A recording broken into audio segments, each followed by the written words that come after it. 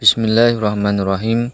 Qala al-musannifu rahimahullahu ta'ala wa nafa'ana bihi wa bi ulumihi fid dharaini amin ya rabbal alamin. Bismillahirrahmanirrahim. Faslun ay hadza faslun utawi iki iku ana fasal suci. Fi mubtilatis sholati ing dalem nerangake pira-pira perkara kang batalake salat. Jadi di fasal ini akan menjelaskan tentang beberapa perkara yang membatalkan sholat. Tabtulu batal as-sholatu apa sholat biar ba'a asyarata kelawan 14 khoslatan apane bagiane. Bil hadasi rupane sebab hadas wa biwuku in najasati lan sebab tumibone najis ilam tulqa lamun ora den buang apa najasah halan ing dalem saknalika oleh dibuang mau min ghairi hamlin sangking tanpa nggawa. Jadi perkara yang membatalkan sholat itu ada 14. Yang pertama sebab dia hadas. Ketika sholat dia tiba-tiba berhadas, entah itu hadas kecil atau hadas besar, maka sholat orang yang berhadas tadi menjadi batal. Yang kedua ialah ketika kejatuhan najis lalu tidak dibuang secara langsung. Cara membuangnya juga harus tanpa membawa najis tersebut, memeganglah. Tidak boleh memegang najis tersebut. Ketika tidak dibuang langsung dan cara membuangnya itu dengan dipegang najisnya, maka sholatnya batal. Caranya gimana agar kita bisa membuang tanpa menyentuh najis tersebut? Caranya yaitu dengan mengibas-ngibaskan kain di dekat najis tersebut. Contoh ketika najis tai cicak jatuh ke baju kita. Baju kita yang terkena najis tadi langsung kita kibaskan. Nah, itu cara membuang najis agar sholat kita tidak batal. Terus wang kisah fil aurati lan kebukae aurat ilam tustar lamun ora den tutupi apa aurat halan ing dalem saknalika wan nutqilan ngomong biharfaini kelawan rong huruf au harfin utawa sak huruf mufhimin kang mahamake apa sak huruf. Oleh ngomong mau amdan kelawan jarak. Jadi yang selanjutnya ialah terbukanya aurat. Terbukanya aurat jika dia tidak menutupnya secara langsung. Jadi contohnya itu seperti orang yang sholat di tengah lapang atau di tempat yang banyak anginnya. Lalu tiba-tiba sebab adanya angin yang kencang tadi auratnya terbuka. Ketika dia tidak menutupnya secara langsung, maka sholatnya batal. Terus berbicara. Sebab yang selanjutnya ialah berbicara dengan dua huruf atau satu huruf yang memahamkan dengan sengaja. Ketika dia sholat lalu berbicara dengan sengaja, maka sholatnya batal.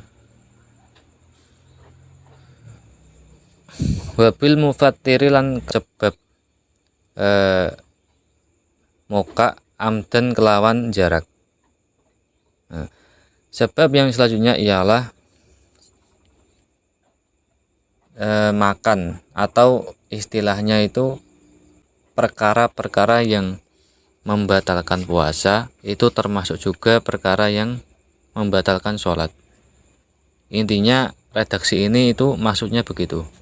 Terus selanjutnya wal akli lan mangan al katsiri kang akeh nasian hale wong kang lali. Wa salasi harokatin lan telu pira-pira obah mutawaliyatin kang nuli-nuli walau syahwanan sanajan iku lali. Lalu yang selanjutnya perkara yang membatalkan sholat ialah makan yang sangat banyak sedangkan dia lupa. Jadi contohnya itu ketika sholat dia itu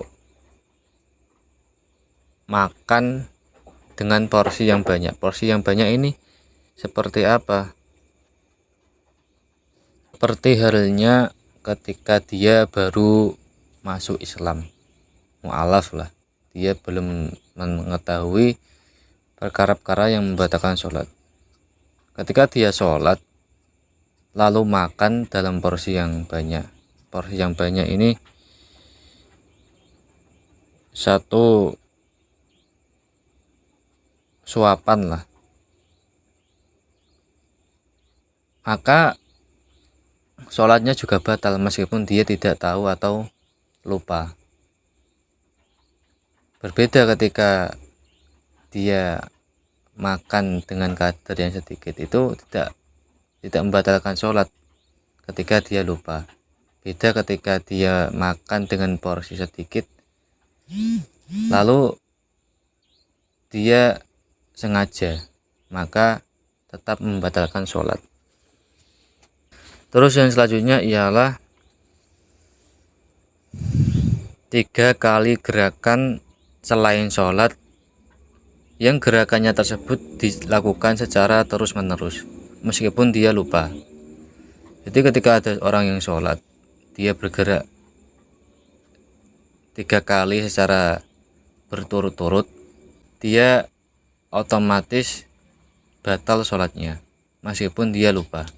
Terus yang selanjutnya wal wasbati lan lompat al fahisyati kang banget, wa durbati lan mukul al mufritati kang banget,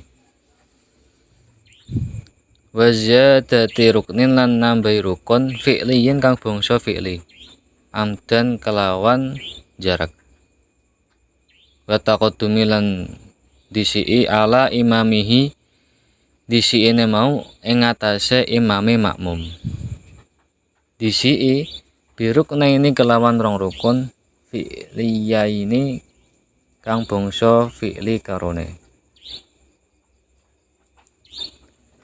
Jadi perkara yang membatalkan sholat yang selanjutnya ialah melompat ketika sholat dan memukul atau menendang yang kadarnya itu sangat keras. Contoh ketika dia sholat, dia melompat dengan sangat tinggi, maka sholatnya batal. Ataupun memukul yang sangat keras atau menyenggol temannya sedangkan kadarnya itu terlalu keras, maka perkara tersebut termasuk perkara yang membatalkan sholat. Yang selanjutnya ialah menambah rukun fi'li secara sengaja. Jadi dia menambahi gerakan selain gerakan sholat. Lalu selanjutnya ialah mendahului imam, mendahului dengan 2 rukun yang bersifat gerakan. Ketika ada imam yang sujud, tetapi ketika ada imam yang baru ruku, tetapi malah makmumnya itu sudah sujud. Nah, jika seperti itu maka sholatnya batal. Wa takhallufi lan ngeri bihima kelawan rukun loro sing bangsa fi'li Biwairi udrin kelawan tanpa udur. Wa niyati qot'is sholati lan niat mutus sholat. Wa ta'liqi qot'iha lan gandungake mutus sholat bisyai'in kelawan suwiji-wiji. Wa taraddudi lan mamang fi qot'iha ing dalam megot sholat. Terus yang selanjutnya ialah tertinggal dari imam dua rukun yang bersifat fi'li dengan tanpa udzur, dengan tidak adanya udzur. Contohnya ketika dia sholat, imam sudah sujud tetapi dia masih berdiri membaca surat-suratan lah. Nah, jika seperti itu maka sholatnya batal ketika tidak adanya udzur. Udzur itu seperti apa? Seperti contohnya bacaannya itu lambat, tidak bisa cepat. Nah, itu termasuk udzur, tidak apa-apa. Jika tidak seperti itu, maka sholatnya akan batal. Terus yang selanjutnya ialah niat memutus sholat. Ketika dia sholat, di tengah-tengah sholat dia mempunyai niat untuk memutus sholat. Nah, jika seperti itu otomatis sholatnya batal. Lalu yang selanjutnya ialah menggantungkan memutus sholat dengan sesuatu. Contohnya ketika dia sholat, dia berniat ketika dia sholat lalu ada tamu. Ketika dia sholat lalu ada tamu, maka dia berniat akan membatalkan sholat. Nah, itu yang dimaksud dengan menggantungkan sholat dengan sesuatu. Ketika dia sholat, dia sudah mempunyai niat ketika ada tamu maka dia akan membatalkan sholat. Nah, niat tersebut yang digantungkan dengan sesuatu termasuk juga perkara yang membatalkan sholat. Yang selanjutnya ialah ragu bahwasanya dia sudah memutus sholat atau belum. Nah, ragu tersebut itu juga termasuk perkara-perkara yang membatalkan sholat. Cukup sekian dari saya. Wallahu a'lam bishawab.